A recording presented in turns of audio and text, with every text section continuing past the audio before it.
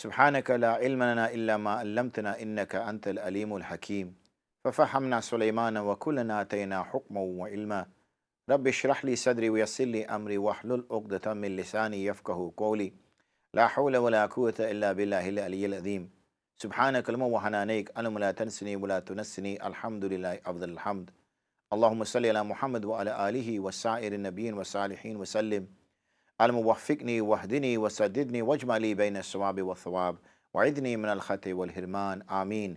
Assalamu alaikum wa rahmatullahi wa barakatuh, and welcome to another episode of Questions and Answers.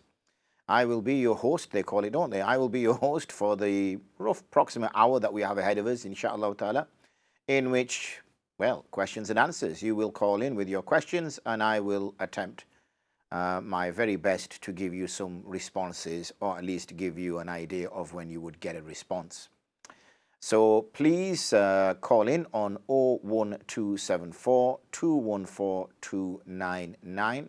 That's 01274 214 299, so that you can get your queries and questions across, and I will then hopefully provide you some solutions.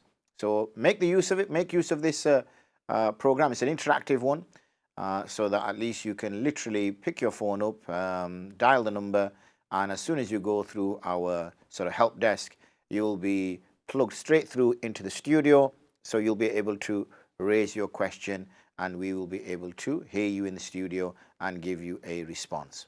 So please make your calls. In the meantime, as you know, I have a forum, and on that forum I have questions which I receive, and those questions which I receive, I then produce responses for.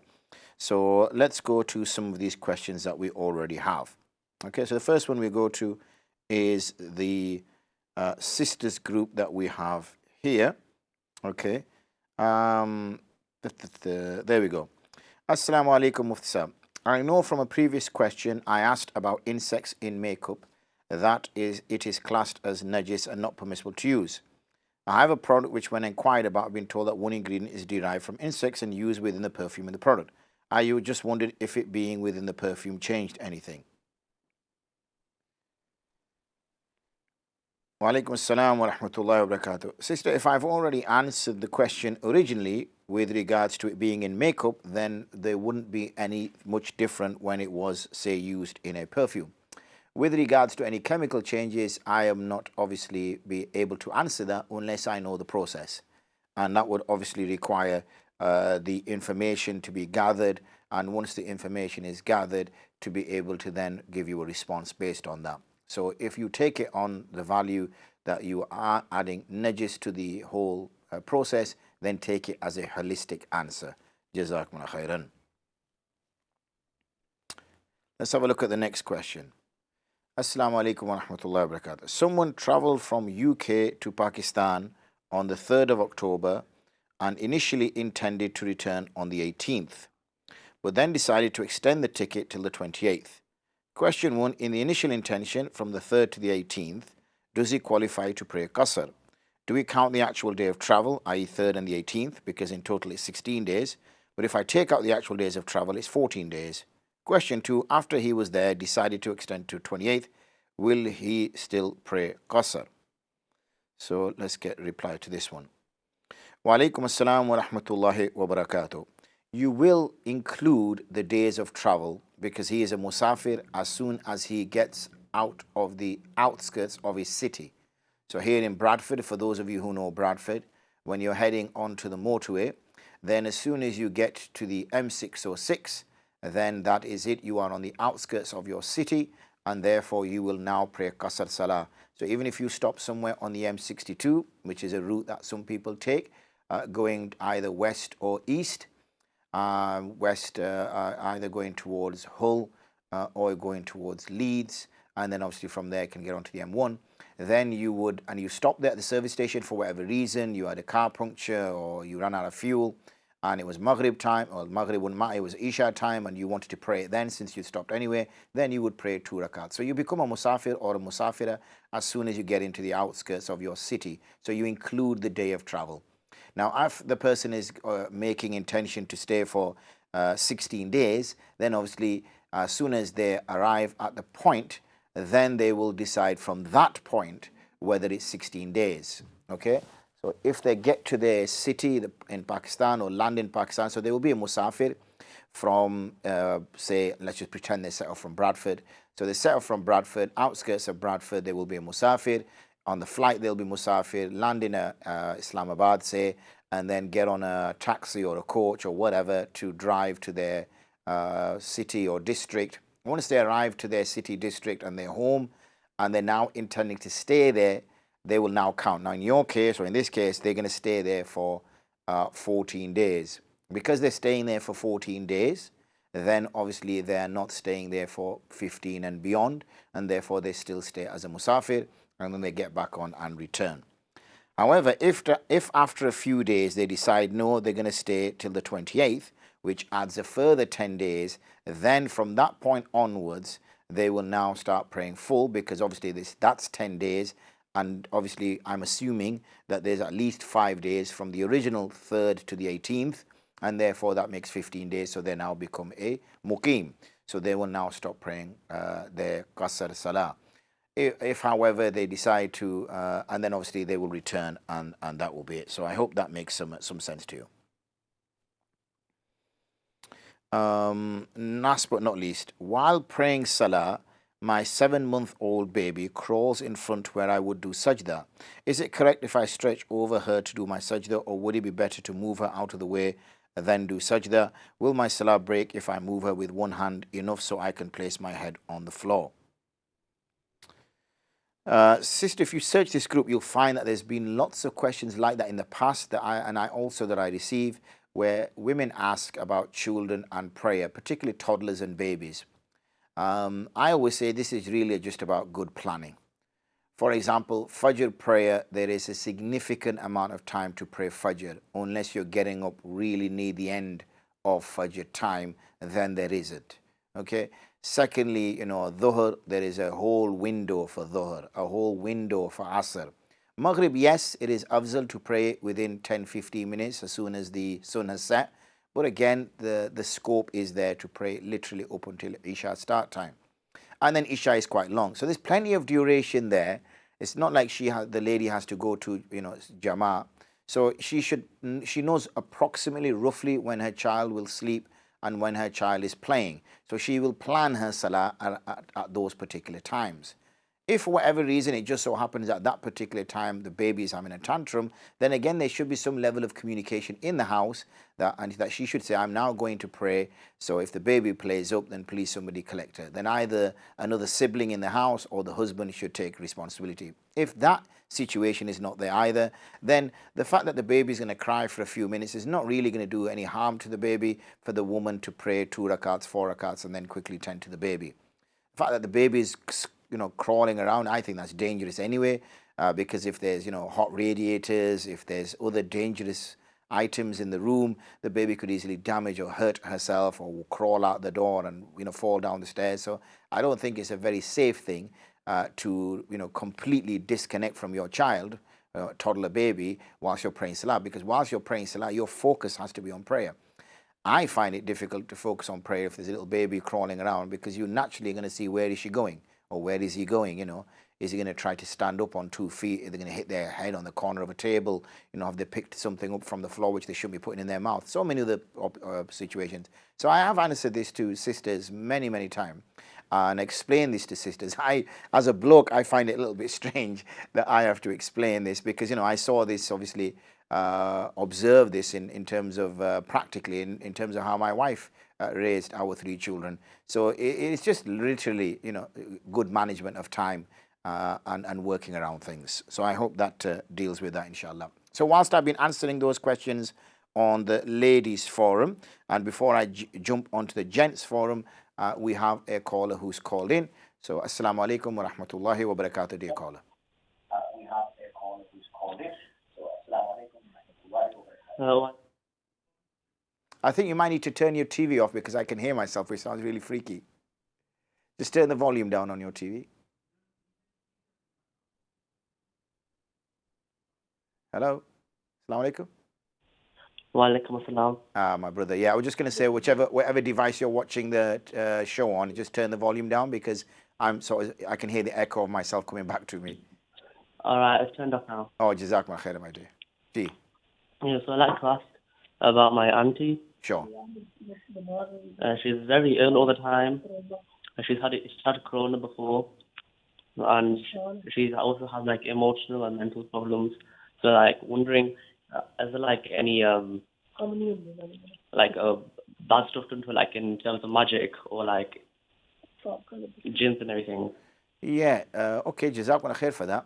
What we'll do, young man, is that I now normally ask to respond to that to the audience. So inshallah, is there anything else, or is it just those queries that you want me to? Oh yeah, and just one more thing. Sure. On the terms of forced marriage, yes. If the parents have like a good intentions for the child, yeah. but they still want to force the child to get married against her will, is that still haram or is it okay? Absolutely. Jazakallah khair, young man. I appreciate you calling in.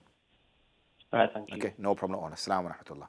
So 2 questions there, just to get an idea of what time we're on, my dear studio operator. Okay, so thanks for giving me my 5-minute updates, mashallah. You see, you just can't get the stuff, as they say. Anyway, 2 questions there. One was about forced marriages, and one is about, the impact of black magic and the jinn. So let's tackle the forced marriage question first, because I feel that's a shorter one that I can deal with quite quickly. The issue here is the concept of nikah. We need to understand what the concept of nikah is. Now, nikah is a contract, okay? Nikah is the contractual arrangement between husband and wife. That is normally when we cart the imam in. The imam will be there, and he will have 2 witnesses that will be there, and the lady will be asked. Usually she's not present to represent herself. Her father or elder brother or some male relative will represent her, because usually the nikah takes place in a masjid, and because it's taking place in a masjid, usually male are the ones who occupy the masjid. Even if there are females who occupy the masjid, the imam is on the male part, and therefore the Sharia dictates that men and women shouldn't intermix. So it's very difficult for the women to come into the male part of the masjid in order to represent themselves. And I keep saying in the main, in the main, in the main. So in the main, that's how the process takes place. Now you notice that witnesses are required. You notice that imam is required because this is actually a legal contract. Now the Sharia dictates that in a legal contract there has to be offer and acceptance. The Arabic terms are ijab and kabul. Okay, so there has to be in any contract ijab and kabul ala taradin. But there's also a condition which is an absolute pillar, that they are both content in that arrangement. They are both happy in that arrangement. I want to, let me give a more trivial example. I want to sell my glasses, okay? So I want to sell my glasses, and a brother approaches me and he says, Muftab, I'll buy those glasses off you. So I say, okay, fair enough. So I said, I want to sell them for £50, okay? And he says, £50? Are you for real? Let's say 30. And I say, what do you mean 30? No chance. You know how much I paid for these? So we start haggling, and we settle on 40. Now, obviously, I wanted 50, but I got 40. But I'm still happy with the deal. Otherwise, I'd say, nah, see you later. I'm not interested. I'm keeping my glasses. You keep your money. There has to be that I am content in making that sale. So if he offers me 20 and I wanted 50 and I don't want to budge, no chance. I said, 50, brother. You're offering me 20. You offered me 30, 35, I might have considered it. But you're offering me 20, you're offering me less than half what I said. So no deal, because I'm not happy with it. Okay, he can't now force me and say, no, you're making this deal. If you don't, I'm going to beat you up.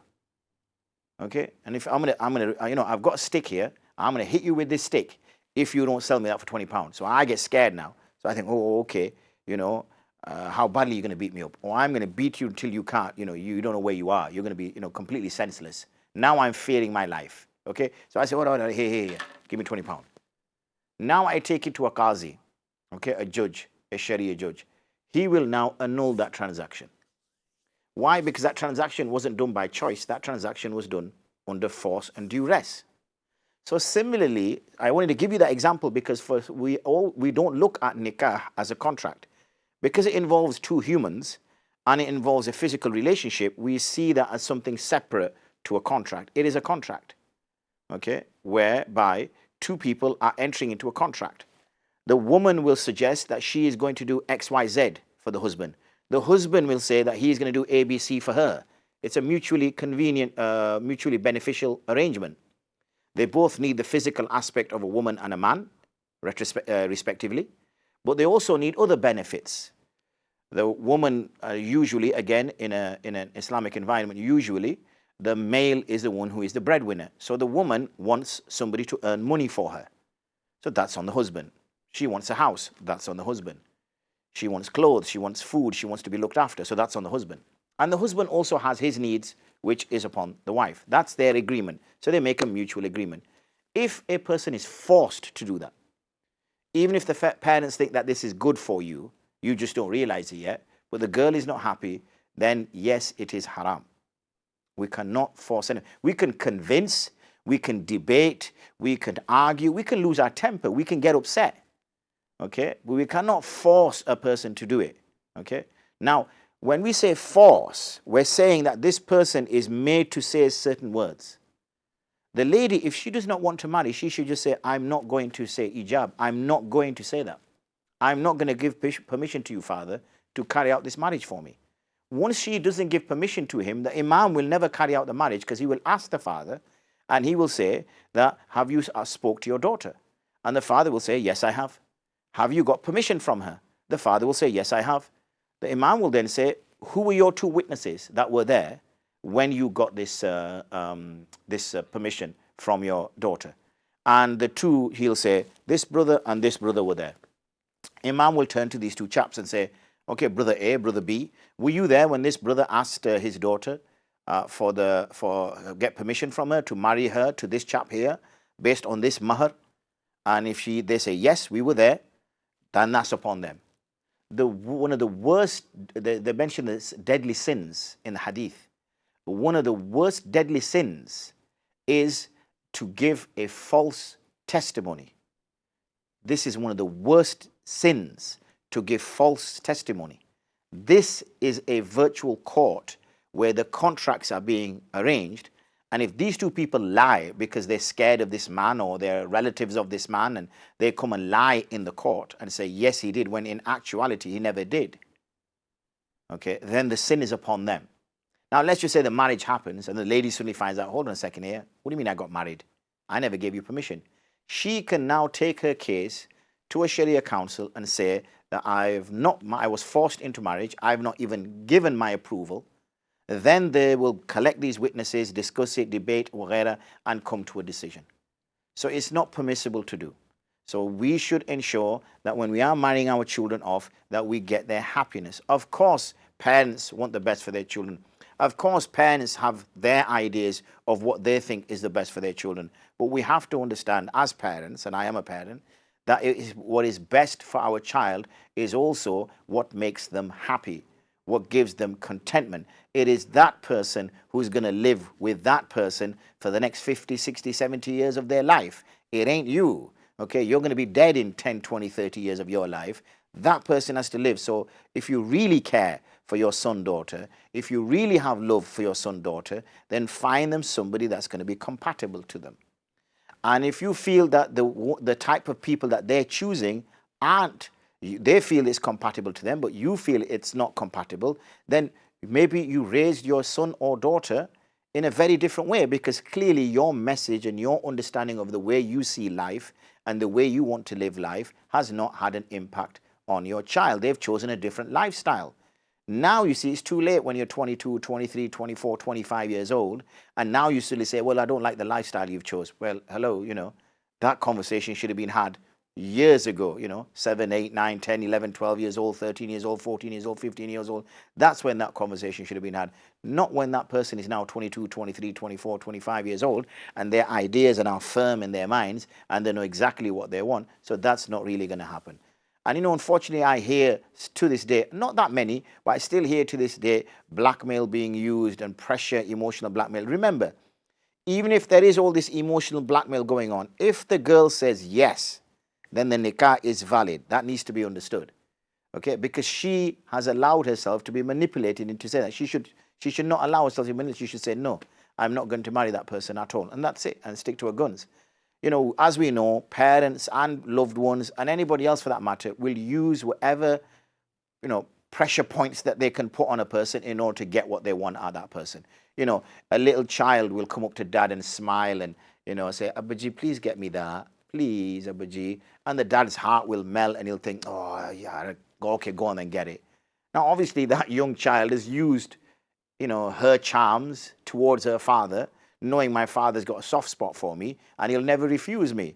Now, originally, the father didn't want to get that toy or sweet or chocolate for the child, but the child put a convincing case and, you know, this person went against their own real choice in order to go do that. So we need to understand the difference there.